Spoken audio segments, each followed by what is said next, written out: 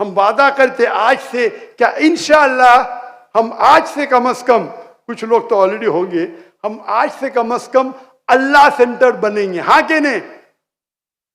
इंशाअल्लाह, माशाअल्लाह, आस्ते आस्ते, अभी में भी 2% हो, फिर 4% हो।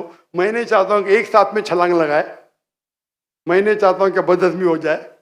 धीरे धीरे, एज लॉन्ग एज आपका डायरेक्शन अल्लाह की तरफ होगा, कुछ लोग फास्ट दौड़ेंगे, कुछ लोग कम दौड़ेंगे।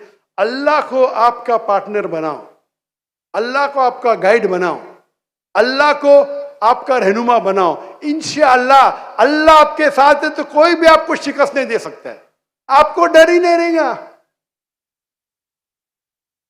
आपको मौत का खौफ नहीं रहेगा। आज तो देखते मुसलमान की हालत, अल्लाह के रसूल फरमाते एक वक्त आएगा जब मुसलमान पे सब लोग झपटेंगे। तो साहबा पूछते क्यों, क्या मुसलमान कम तादाद में होंगे? तो अल्लाह के नहीं नहीं नहीं, मुसलमान तो बहुत तादाद में रहेंगे लेकिन छाक की तरह रहेंगे। आज मुसलमान 25 से 26% है, 2 बिलियन। हमको लोग तो फुटबॉल की तरफ मानते, क्यों? हमको अल्लाह पे यकीन ही नहीं, अल्लाह पे यकीन ही नहीं। अल्लाह के रसूल की हदीस सही आ रही है,